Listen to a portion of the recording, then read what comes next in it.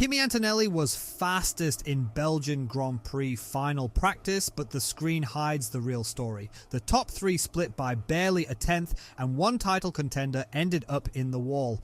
Stick around because this pole fight is a genuine coin flip. Let's start at the top. Antonelli set a 1:45.99 to lead final practice, and that's the headline.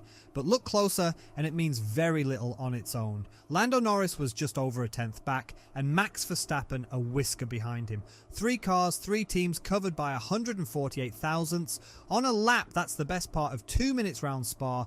That is nothing. This isn't one-man streets ahead, it's a dead heat. So who's actually on it? For that, forget the raw order and look at teammates, same car, cleanest red there is. At Mercedes, Antonelli had nearly 4 tenths on George Russell. At Ferrari, before the drama, Lewis Hamilton edged Charles Leclerc by a similar margin. The eye-catcher is McLaren. Norris was over 6 tenths clear of Oscar Piastri, and these two are normally dead level all season. That's a big reversal, and Carlos Sainz had a scruffy one too. 7 tenths off Alex Albon when he's usually the quicker Williams. One session but worth clocking. Interestingly, on the longer runs, Piastri's race pace actually looked strong, so his day wasn't a write-off, just his single lap. Then came the sting in the tail. Hamilton crashed at the very end of the session, and now his Ferrari crew are in a race against the clock to have the car ready for qualifying. That matters massively because this title fight is tight at the top. Antonelli leads on 179, Russell second and Hamilton third, and very much in the hunt. The last thing Ferrari needed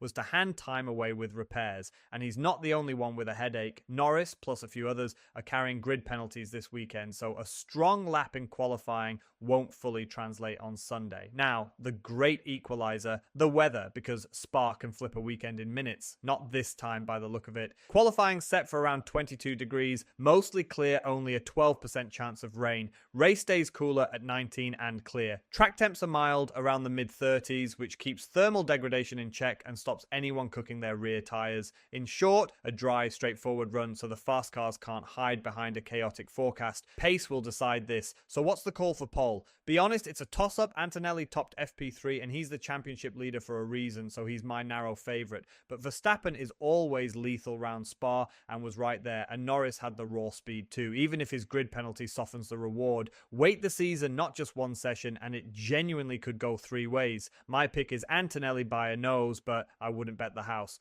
What's your call for pole? Drop it in the comments and let's see who nails it. If this helped you make sense of it, smash that like and subscribe for analysis after every session.